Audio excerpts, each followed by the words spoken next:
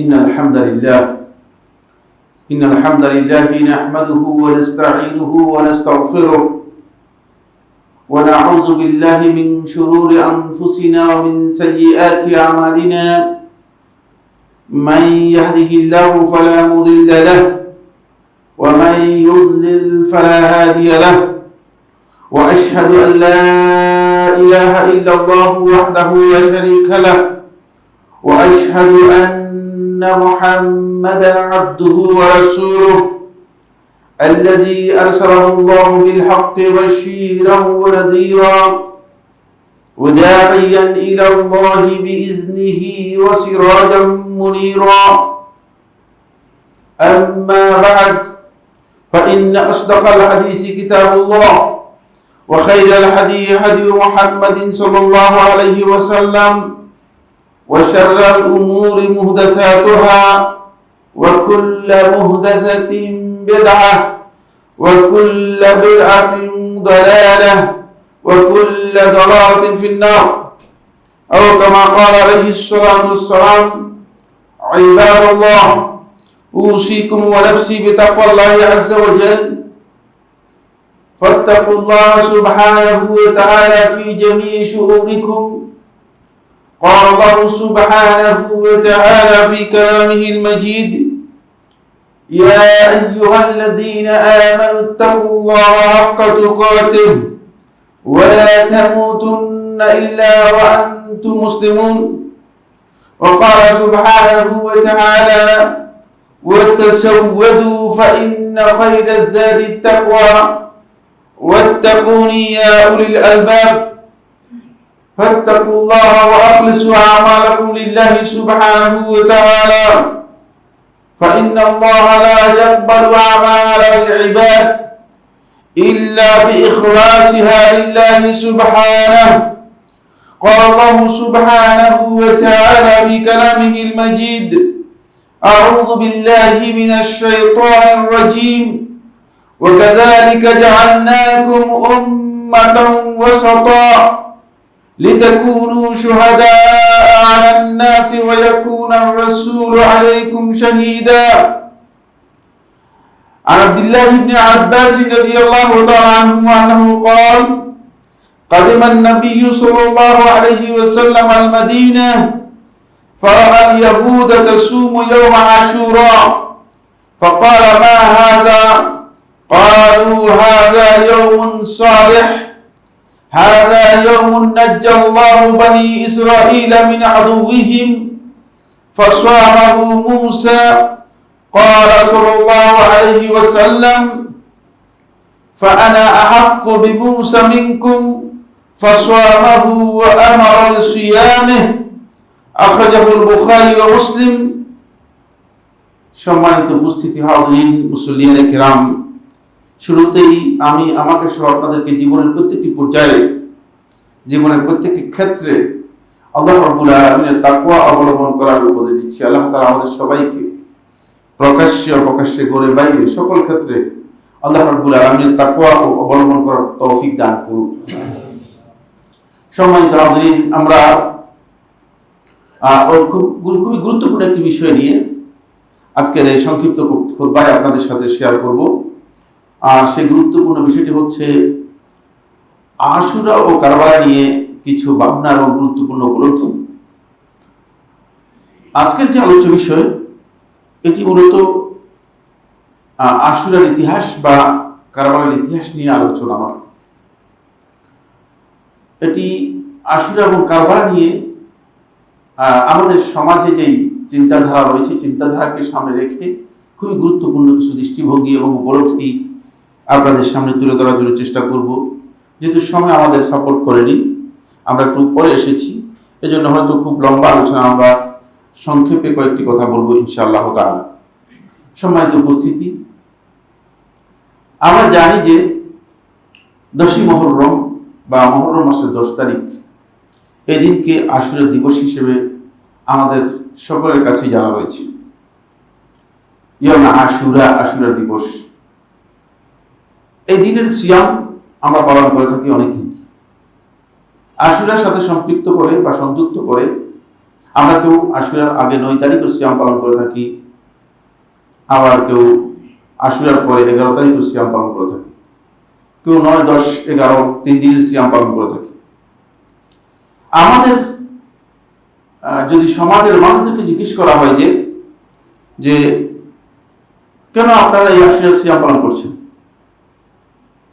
কেন এই আশুরার সিয়াম, তখন এই আমাদের সমাজে যেই প্রচলিত একটা ধারণা রয়েছে, সেই ধারণা হচ্ছে যে আমরা আশুরার সিয়াম পালন করতেছি যেহেতু এই দিনে হুসাইন রাদিয়াল্লাহু তাআলা শহীদ হয়েছেন কারবালার ময়দানে, এই জন্য আমরা আশুরার সিয়াম পালন করতেছি। ফলে পুরা ধারণাটাই আমাদের গলত। আশুরার সিয়ামের সাথে এই বিষয়টি একেবারেই ভুল একটি ধারণা, ভুল কনসেপ্ট। আশুরা একটি বিষয়, কারবালা আরেকটি বিষয়। ফলে ঐতিহাসিক এই দুই বিষয়ের মধ্যে ঐতিহাসিকভাবে চেতনাগত দিক থেকে, বৈশিষ্ট্যগত দিক থেকে আমাদের পার্থক্য করার এই জ্ঞানটুকু না থাকার কারণে, অথবা এই ধারণাটুকু না থাকার কারণে আমরা দুটাকে একসাথ করে নিয়েছি, একইভাবে বোঝার চেষ্টা করেছি। এটা আমাদের একটা বড় ধরনের মিস্টেক, যেটা আজকে মুসলিম উম্মাহ বিশাল ক্ষতিগ্রস্ত হচ্ছে যার মাধ্যমে। ফলে ইবাদত তিনি পালন করছেন, তার সেটা ইবাদত হবে না, কারণ ইবাদতের মূল কারণ যদি ঠিক না থাকে। যেমন আমরা ইয়াউমুল জুমআ, জুমার সালাত আদায় করতেছি কেন? যেহেতু জুমার দিনে আল্লাহ তাআলা আমাদেরকে নির্দেশ দিয়েছেন জুমা আদায় করার জন্য। ফলে এই জুমার দিনে আপনি জোহর আদায় করবেন না, আপনি জুমাই আদায় করবেন। কিন্তু যার উপর জুমা নেই তিনি জোহর আদায় করবেন। এই দুইয়ের মধ্যে পার্থক্য বুঝতে হবে। দিন তো একটাই, দিন একটাই, জুমার দিন। কিন্তু যিনি জুমা যার উপর নেই তিনি জোহর আদায় করবেন, কিন্তু যার উপর জুমা আছে তিনি জোহর আদায় করবেন না, তিনি জুমা আদায় করবেন। এই বিষয়টি বুঝতে হবে। আমাদের এই জায়গায় একটু গলত রয়েছে। আল্লাহ সুবহানাহু ওয়া তাআলা আমাদের মুসলিম উম্মাহ সম্পর্কে আল্লাহ তাআলা কোরআনে কারীমের মধ্যে স্পষ্ট ধারণা দিয়েছেন। সূরা আল-বাকারা 143 নম্বর আয়াত আমি আপনাদের সামনে তেলাওয়াত করেছি। যে আয়াতে আল্লাহ রাব্বুল আলামিন ইরশাদ করেছেন, ওয়া কাযালিকা জাআলনাকুম উম্মাতাও ওয়াসাতা, অনুরূপভাবে আমি তোমাদেরকে মধ্যমপন্থী উম্মতে ওয়াসাত, মধ্যমপন্থী উম্মতে আমি পরিণত করেছি। এই মুসলিম উম্মাহর অন্যতম একটি পরিচয় হচ্ছে মুসলিম উম্মাহ উম্মতে ওয়াসাত, মধ্যমপন্থী উম্মাহ। বাড়াবাড়ি নেই, সীমালঙ্ঘন নেই, অতিরঞ্জন নেই, ছাড়াছাড়ি নেই, উদাসীনতা নেই, অবহেলা অবজ্ঞা নেই। এর মধ্যে মূলত এই উম্মাহর মূল বৈশিষ্ট্য। যেই ব্যাপারে উম্মাহকে পালন করতে বলা হয়েছে সেটা পালন করবে, সীমালঙ্ঘন করবে না। আর যেটা পালন করতে বলা হয়নি সেটা পালন করবে না। সেখানে বাড়াবাড়ি করার কোনো সুযোগ নেই, সেখানে ছাড়াছাড়ির কোনো সুযোগ নেই। এভাবে আল্লাহ সুবহানাহু ওয়া তাআলা এই উম্মতের পরিচয় করে দিয়েছেন যে এই উম্মতকে আল্লাহ রাব্বুল আলামিন উম্মতে ওয়াসাত, মধ্যমপন্থী উম্মত হিসেবে আল্লাহ তাআলা গ্রহণ করেছেন। রাসূলুল্লাহ সাল্লাল্লাহু আলাইহি ওয়াসাল্লাম এই দিনের আশুরার সিয়ামের ব্যাপারে আল্লাহ নবী সাল্লাল্লাহু আলাইহি ওয়াসাল্লাম সহিহ বুখারীর 2004 নম্বর হাদিস, আল্লাহ নবী সাল্লাল্লাহু আলাইহি ওয়াসাল্লাম এই কনসেপ্টটা কি সেটাকে ক্লিয়ার করেছেন, স্পষ্ট করে গেছেন। আমাদের অনেকের কাছে হয়তো জানা থাকতেও পারে, অথবা জানি কিন্তু আমরা সামাজিক একটা ধাঁধার মধ্যে রয়ে গিয়েছি, ধোঁয়াশার মধ্যে রয়ে গিয়েছি, যেটা আমাদেরকে মূলত বিভ্রান্তির মধ্যে নিয়ে যাচ্ছে। আব্দুল্লাহ ইবনে আব্বাস রাদিয়াল্লাহু তাআলা বর্ণনা করে তিনি বলেন, কাদিমান নবী সাল্লাল্লাহু আলাইহি ওয়াসাল্লাম মদিনা, নবী সাল্লাল্লাহু আলাইহি ওয়াসাল্লাম মদিনায় আসলেন।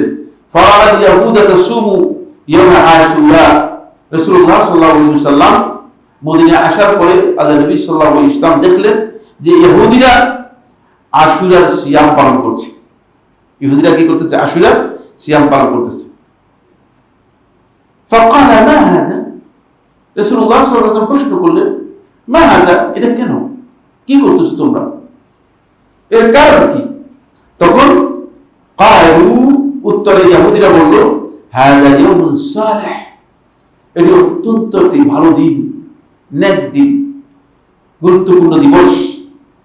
হাযা ইয়াউমুন নাজ্জাল্লাহু বনি ইসরাঈল মিন আদুওয়িহিম, এই দিনে আল্লাহ সুবহানাহু ওয়া তাআলা বনি ইসরাঈল কে তাদের শত্রু, তাদের দুশমন থেকে আল্লাহ রাব্বুল আলামিন কি করেছেন? পরিত্রাণ দিয়েছেন, মুক্তি দিয়েছেন। অনেক riwayat রয়েছে, এটি সহিহ বুখারীর riwayat থেকে নিয়েছি। আল্লাহ সুবহানাহু ওয়া তাআলা বনি ইসরাঈলকে তাদের দুশমন থেকে এই দিনে পরিত্রাণ দিয়েছেন, মুক্তি দিবস। ফাসামাহু মূসা শুকরান লিল্লাহি তাআলা, মূসা আলাইহিস সালাতু ওয়াস সালাম আল্লাহ রাব্বুল আলামিনের শুকরিয়া আদায় করার জন্য এই দিনের সিয়াম পালন করেছেন। রাসূলুল্লাহ সাল্লাল্লাহু আলাইহি ওয়াসাল্লাম যখন এটা শুনলেন, তখন আল্লাহ নবী সাল্লাল্লাহু আলাইহি ওয়াসাল্লাম বললেন, ক্বালা, নবী সাল্লাল্লাহু আলাইহি ওয়াসাল্লাম উত্তরে তাদেরকে বললেন, ফাআনা আহাক্কু বিমূসা মিনকুম, তোমরা ইহুদিরা কারা? আমি মূসার ব্যাপারে সবচেয়ে বেশি হকদার, মূসার ব্যাপারে সবচেয়ে কাছের মানুষ হচ্ছে আমি, সুতরাং আমি তোমাদের চেয়ে মূসার ব্যাপারে বেশি কাছের মানুষ। তখন রাসূলুল্লাহ সাল্লাল্লাহু আলাইহি ওয়াসাল্লাম ফাসানাহু, রাসূল সাল্লাল্লাহু আলাইহি ওয়াসাল্লাম নিজেও সিয়াম পালন করলেন, ওয়া আমারা বিসিয়ামিহি, এবং এই দিনের সিয়াম পালন করতে নির্দেশ দিলেন। মূলত আশুরার সিয়াম এই কারণেই সিয়াম, এটা নবী সাল্লাল্লাহু আলাইহি ওয়াসাল্লাম সিয়াম পালন করেছেন এবং সিয়াম পালন করতে নির্দেশ দিয়েছেন। এই হাদিসের এই কনসেপ্ট থেকে আজকের পুরো আলোচনাটা আমরা এখান থেকে আনবো। অনেক লম্বা একটি আলোচনা, যতটুকু চেষ্টা করব আমরা আপনাদের সামনে তুলে ধরার জন্য। প্রথম যে পয়েন্টটি নিয়ে আমি কথা বলবো সেটা হচ্ছে আশুরা এবং কারবালা। তারিখের দিক থেকে আশুরা এবং কারবালা যদিও একই দিবস, কিন্তু থিম, থট এবং বিষয়বস্তুর দিক থেকে আশুরা এবং কারবালা সম্পূর্ণ ভিন্ন। কারবালার ঘটনা, কারবালার বিষয়বস্তু, কারবালার চিন্তাধারা আর আশুরার বিষয়বস্তু, আশুরার চিন্তাধারা সম্পূর্ণ আলাদা এক জিনিসটা। এটা গড়িয়ে ফেলেছি আমরা, এটাকে মিশ্রণ তৈরি করেছি। তার কারণ হচ্ছে আমাদের এই অঞ্চলে বেশিরভাগ রাফেজি শিয়া অধ্যুষিত এলাকায় হওয়ার কারণে এবং তাদের প্রভাব থাকার কারণে ওই শিয়া রাফেজি সম্প্রদায় যে আকীদা এবং চিন্তাধারা পোষণ করত, আমরা সাধারণ পাবলিক যারা আছি ইসলামের ব্যাপারে সেই একই ধারায় চলে গিয়েছি, একই চিন্তাধারায় চলে গিয়েছি। তাহলে প্রথম বিষয় হচ্ছে এটা আমাদেরকে ক্লিয়ার বুঝতে হবে, আশুরার বিষয় তাৎপর্য আর কারবালার বিষয় এবং তাৎপর্য এক নয়, সম্পূর্ণ আলাদা। কিন্তু তারিখ একটাই, 10ই মুহররমে কারবালার এই ঘটনা ঘটেছে। আবার আশুরার যে ঘটনা, এই ঘটনাও 10ই মুহররমে ঘটেছে। 2 নম্বর যে বিষয়টি সেটা হচ্ছে আশুরা হচ্ছে বিজয় ও মুক্তির দিবস। ওই যে সহিহ বুখারীর আব্দুল্লাহ ইবনে আব্বাস বর্ণিত যে হাদিসটি আমি আপনাদের সামনে পেশ করেছি, এখানে ইহুদি বলতেছে হাযা ইয়াউমুন সালিহ, এই দিনটা হচ্ছে অত্যন্ত বড় দিন, কারণ এই দিনে মূসা আলাইহিস সালাতু ওয়াস সালাম মুক্তি লাভ করেছেন। সম্মানিত হাজিরিন, আল্লাহ সুবহানাহু ওয়া তাআলা তাওহীদের বিজয় দিয়েছিলেন এই দিনে শিরক ও কুফরের উপর। তাগুতের পতন হয়েছে এই দিনে। ফিরআউনকে আল্লাহ রাব্বুল আলামিন সাহায্য করে আল্লাহ সুবহানাহু ওয়া তাআলা মূসা আলাইহিস সালাতু ওয়াস সালামকে আল্লাহ সুবহানাহু ওয়া তাআলা সাহায্য করে ফিরআউন এবং ফিরআউন বাহিনী থেকে আল্লাহ রাব্বুল আলামিন কি করেছেন? মুক্তি দিয়েছেন এই দিন। সুতরাং এটি মুক্তি দিবস, এটা নাজাতের দিবস। পক্ষান্তরে কারবালা হচ্ছে মুসলিমদের কাছে, খুব ভালো করে বোঝেন, কারবালা হচ্ছে আমরা যারা মুসলিম আছি আমাদের মুসলিমদের কাছে কারবালা হচ্ছে একটি দুঃখজনক ঐতিহাসিক ট্র্যাজেডির নাম এবং মর্মান্তিক ঘটনার নাম। এটা ঐতিহাসিক একটি দুঃখজনক ঘটনা কারবালা মুসলমানদের কাছে। কারণ যে উম্মাহ আল্লাহ রাসূল সাল্লাল্লাহু আলাইহি ওয়াসাল্লামের ঈমান এনেছিল, যারা নিজেদের জীবনের সমস্ত কিছু দিয়ে আল্লাহ রাসূল সাল্লাল্লাহু আলাইহি ওয়াসাল্লামকে ভালোবেসেছিল, রাসূলুল্লাহ সাল্লাল্লাহু আলাইহি ওয়াসাল্লামের তিরোধানের মৃত্যুর 50 বছরের মাথায় কিভাবে সম্ভব একটু চিন্তা করেন। তারা আল্লাহ রাসূল সাল্লাল্লাহু আলাইহি ওয়াসাল্লামের সবচেয়ে প্রিয় মানুষ রাসূলুল্লাহ সাল্লাল্লাহু আলাইহি ওয়াসাল্লামের দৌহিত্র হুসাইন ইবনে আলী রাদিয়াল্লাহু আনহু হত্যা করতে পারে। ট্র্যাজেডি, দুঃখ, মর্মান্তিক ঘটনা। যারা রাসূলুল্লাহ সাল্লাল্লাহু আলাইহি ওয়াসাল্লামকে সবকিছু দিয়ে ভালোবেসেছিলেন। সুতরাং এটি, এই যে মর্মান্তিক ঘটনা, এটা যত পুনরাবৃত্তি করবেন তত আপনার ঐতিহাসিকভাবে আপনি কলঙ্কিত হবেন, তত আপনি ঐতিহাসিকভাবে ধিক্কৃত, নিগৃহীত হবেন। কারণ এটা ইসলামের সবচেয়ে ভয়ঙ্কর একটি ঘটনা। বাকি ঠিক এর বিপরীতে শিয়া রাফেজি সম্প্রদায়ের কাছে এই কারবালার এই দিবসটি হচ্ছে শোক, মাতম ও মাসিয়া দিবস। নাউজুবিল্লাহ। মুসলিম আমরা যারা আছি আমাদের কাছে দুঃখের ঘটনা, মর্মান্তিক ঘটনা, কিন্তু শিয়া রাফেজি সম্প্রদায় এটাকে শোক, মাতম ও মাসিয়া দিবস মনে করেছে। সামনে আলোচনা আসবে তারা কেন, কি কারণে এটাকে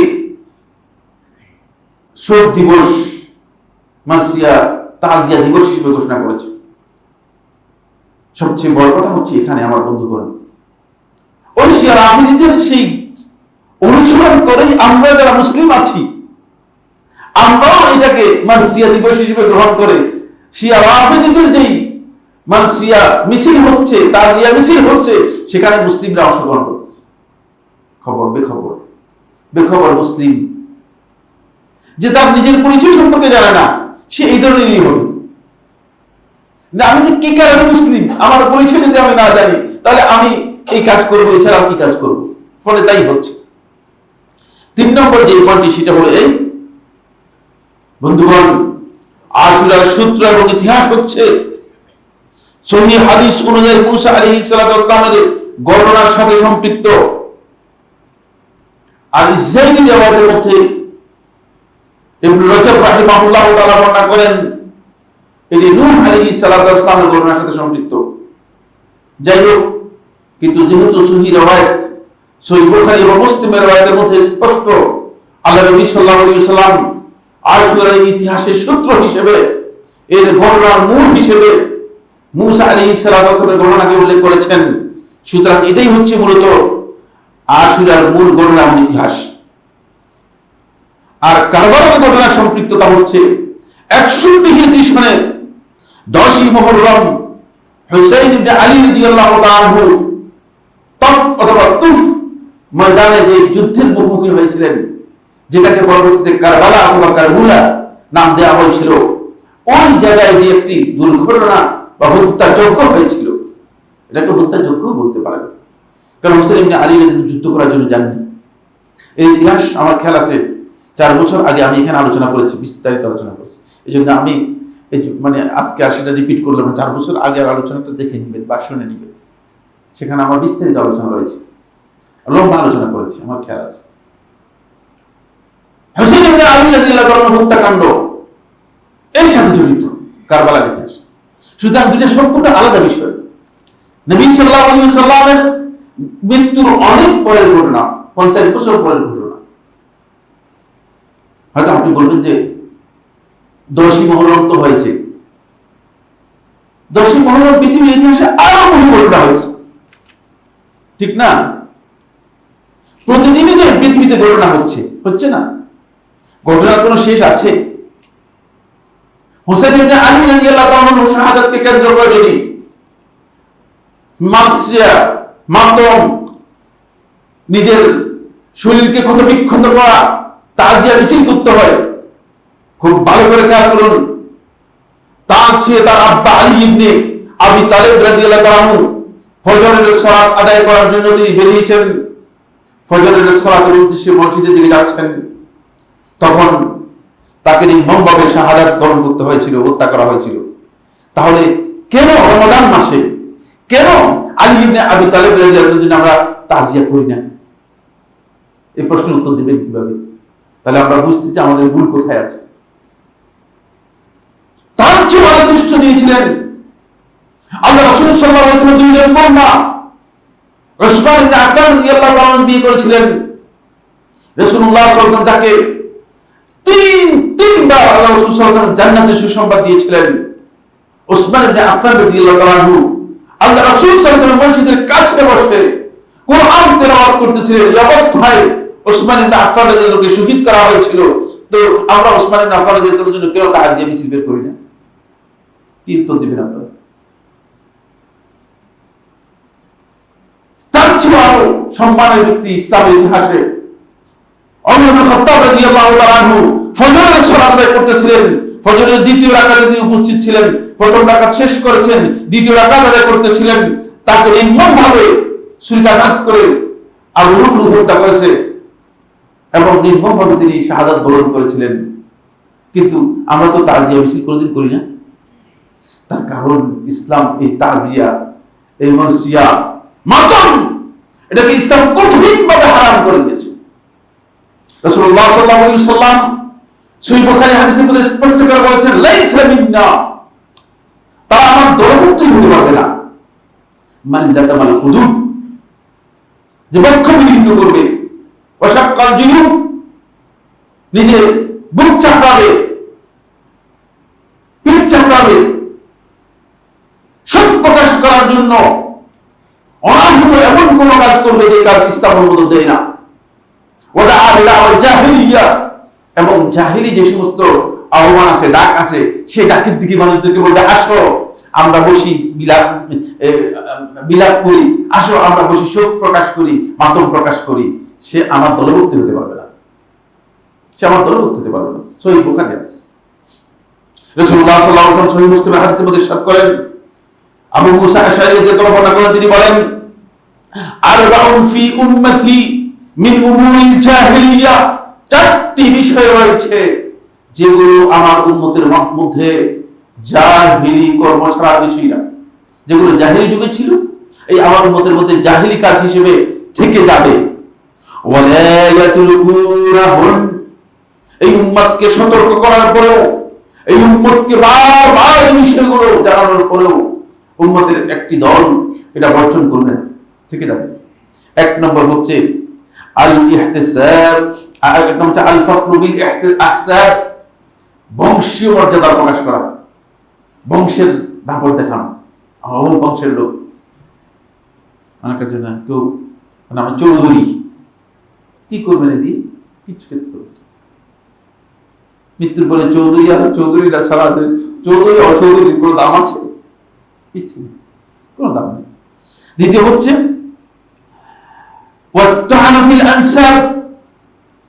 মানুষদের বংশ মর্যাদার মধ্যে আঘাত হানা, তার পরিচয়ের মধ্যে, বংশ পরিচয়ের মধ্যে আঘাত হানা। আপনি দেখবেন যে কথা বলতেছেন, আই হারামজাদা কি বলে আঘাত এনে দিয়েছেন, তার কোথায়, তার অস্তিত্বের মধ্যে আঘাত এনে দিয়েছেন। বেখবর আলেম পর্যন্ত এই বক্তব্য ব্যবহার করতেছে, জাহিল তো দূরের কথাই। তিনি জানেন না এই বক্তব্যের পরে যদি কোর্টে নিয়ে আসা হয়, তাহলে ইসলামী রাষ্ট্রের কোর্টে তাকে 80 দৌড়া দিয়ে বলবে যে বাড়িতে যান।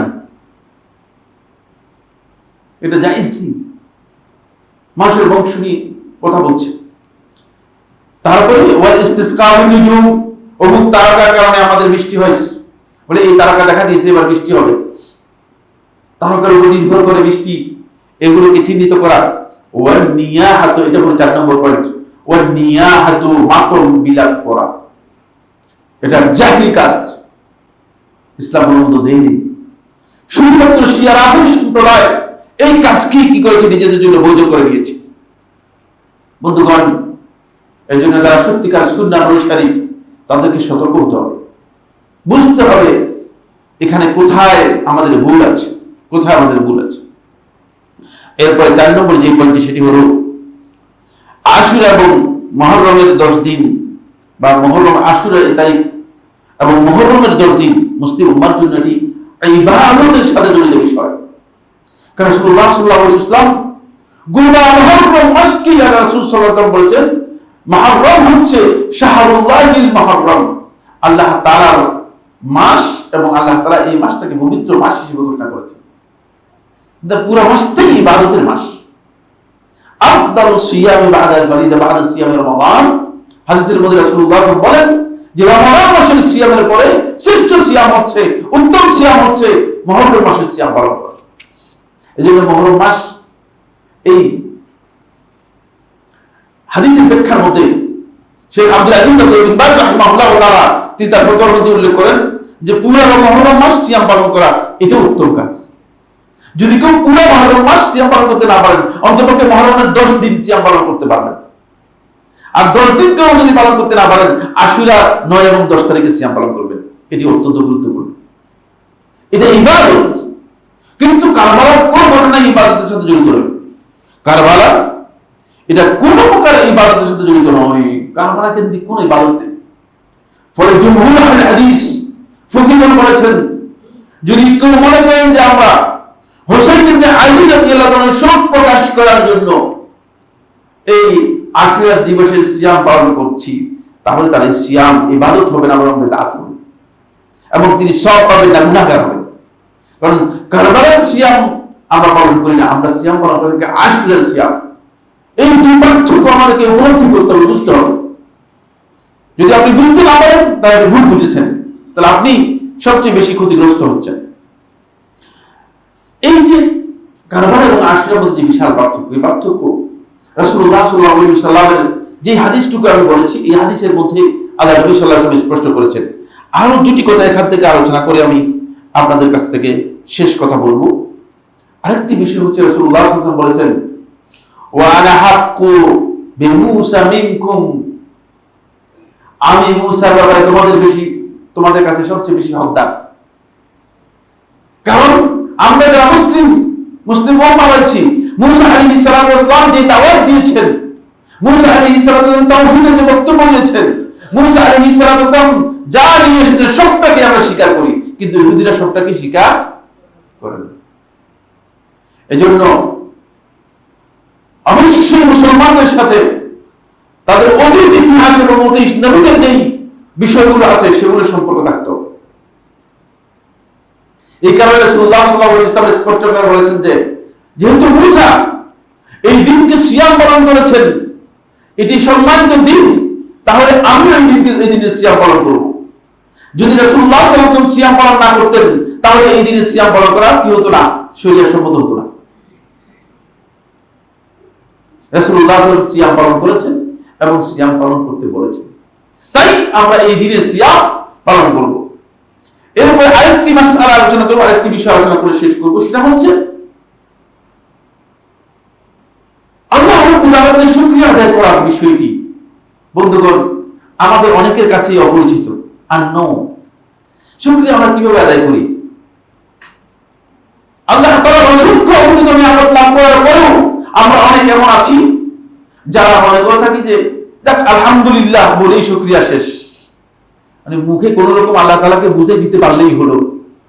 শুকরিয়াটা শুধু মৌখিকভাবে মুখের উচ্চারণের মাধ্যমে, শুধু আলহামদুলিল্লাহ বলার মাধ্যমে শুকরিয়া আদায় করা যায়। কোন সন্দেহ নেই আলহামদুলিল্লাহ একটা গুরুত্বপূর্ণ শব্দ, আলহামদুলিল্লাহ একটা গুরুত্বপূর্ণ দোয়া, আলহামদুলিল্লাহ গুরুত্বপূর্ণ আল্লাহর প্রশংসা। কিন্তু শুকরিয়া আদায় করার পদ্ধতি হচ্ছে আমলের মাধ্যমে। শুকরিয়া আদায় করার পদ্ধতি হচ্ছে কি? আমলের মাধ্যমে। মূসা আলাইহিস সালাতু ওয়াস সালাম এটি জানিয়ে গেছেন, রাসূলুল্লাহ সাল্লাল্লাহু আলাইহি ওয়াসাল্লাম জানিয়ে গেছেন।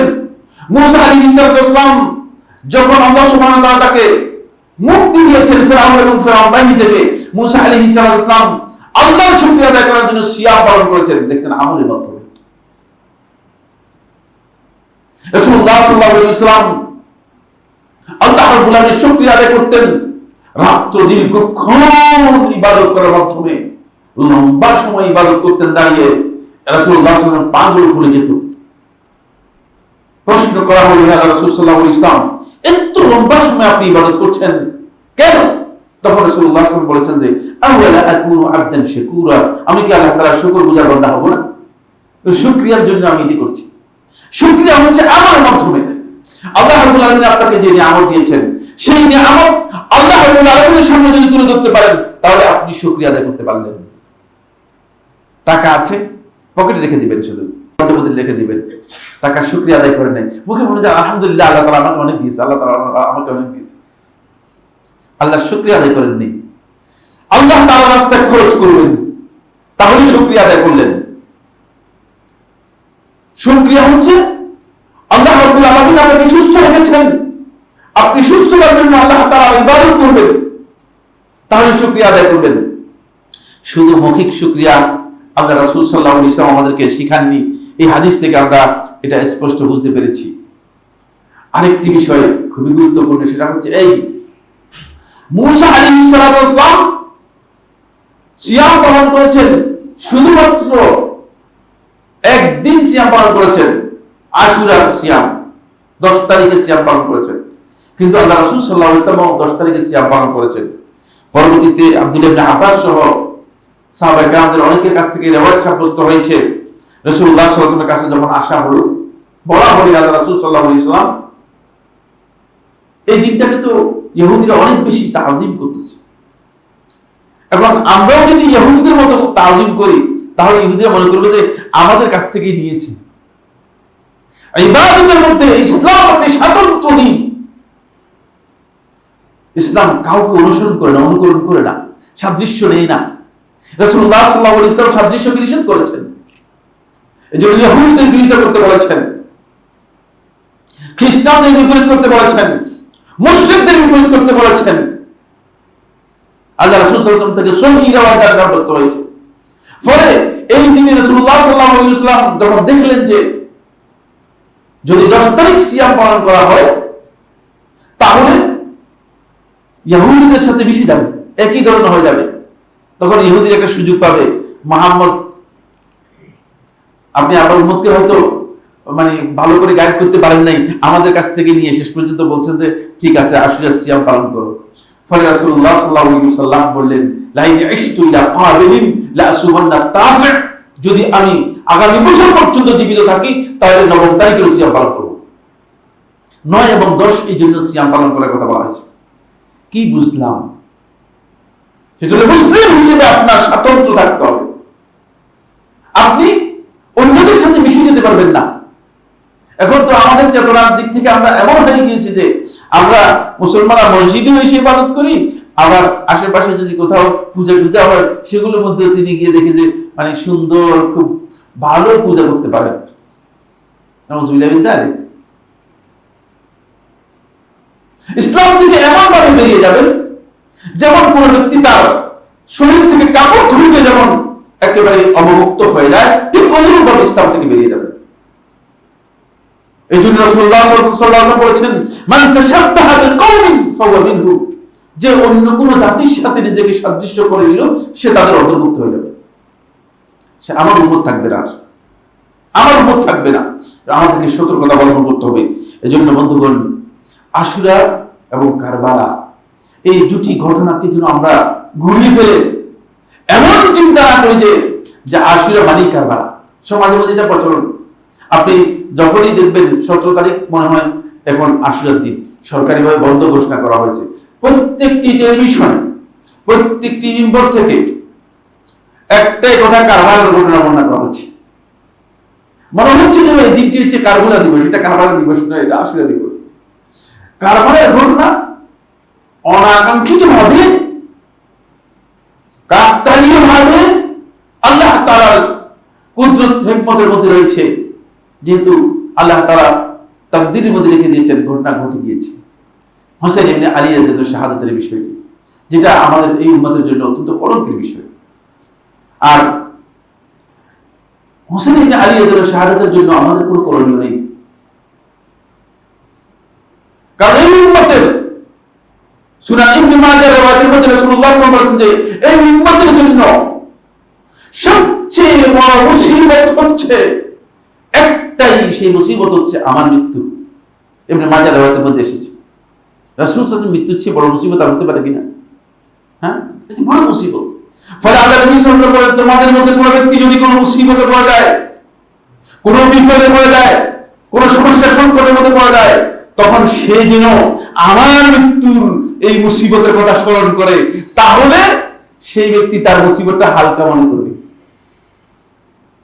রাসূল সাল্লাল্লাহু আলাইহি ওয়াসাল্লাম মৃত্যু হচ্ছে এত বিশাল মুসিবত উম্মতের জন্য, কারণ এই উম্মতের এর চেয়ে বড় মুসিবত আর নেই। রাসূলুল্লাহ হাদিসের মধ্যে বলেছেন, জন্য যদি আমরা তাজিয়া করতে না পারি, তাজিয়া না করে থাকি, মাতম না করে থাকি, মানসিয়া না করে থাকি, বরং সেই দিন আমাদের জাহিলিয়াত আরো কত কোন পর্যায়ে চলে গেছে, সেই দিন আমরা আনন্দ উৎসব করি। সেটার নাম দিয়েছি আবার রবিউল আউয়াল জশ্নে জুলুস। নাউজুবিল্লাহ মিন যালিক। পরপৃষ্ট একটি জাতি ডালকে চাল, চালকে ডাল বানিয়ে দিয়েছে, পুরোটাই উল্টে দিয়েছে। যেই দিন সবচেয়ে বড় মুসিবতের দিবস উম্মার জন্য, সেই দিন সম্পর্কে জ্ঞান নেই, আর সেই দিনের কোনো মাতম তাজিয়া নেই। হুসাইন ইবনে আলী রাদিয়াল্লাহু জন্য তাজিয়া করতেছেন কেন? এটা আপনার অতিরিক্ত ভালোবাসা? আপনি আল্লাহ রাসূলের চেয়ে হুসাইন ইবনে আলী রাদিয়াল্লাহু অতিরিক্ত ভালোবাসেন? তাহলে আপনার এই ভালোবাসার মধ্যে ভুল আছে। কারণ আল্লাহ রাব্বুল আলামিন আমাদেরকে সবচেয়ে বেশি ভালোবাসতে বলেছেন আল্লাহর হাবিব সাল্লাল্লাহু আলাইহি ওয়াসাল্লামকে। সুতরাং আপনার ভালোবাসার জায়গায় বলেছে, অবশ্যই আমরা হুসাইন ইবনে আলী রাদিয়াল্লাহু ভালোবাসি, কিন্তু প্রত্যেকের ভালোবাসার মাত্রা আছে।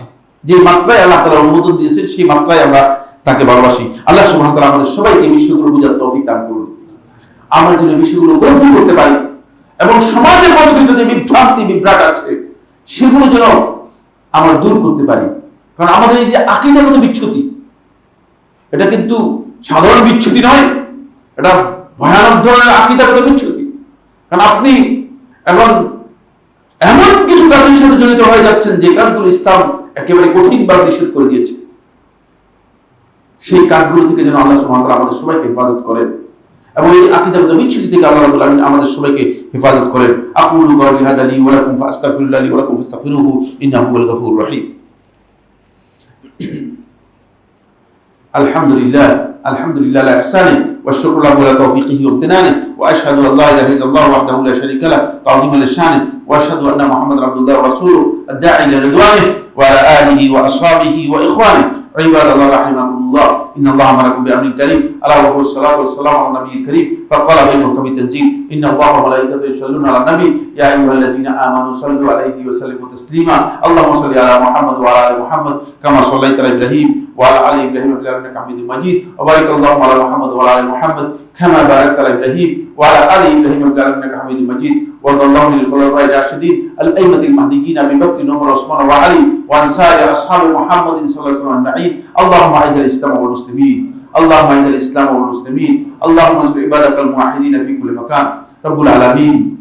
মুসলিম উম্মাহ কঠিন সময় অতিক্রম করছে রব্বুল আলামিন। মুসলিমরা পৃথিবীর যে প্রান্তে যেখানে বিপর্যস্ত, ক্ষতিগ্রস্ত এবং আক্রান্ত হচ্ছে রব্বুল আলামিন, আপনার পক্ষ থেকে তাদের উপর রহমত নাযিল করুন রব্বুল আলামিন। ফিলিস্তিনের মুসলমানদেরকে আপনি সাহায্য করুন, ফিলিস্তিনের মুসলমানদের উপর আপনার পক্ষ থেকে সাহায্য নাযিল করুন রব্বুল আলামিন। রব্বুল আলামিন দখলদার ইহুদি বাহিনীকে রব্বুল আলামিন আপনি ধ্বংস করে দিন রব্বুল আলামিন।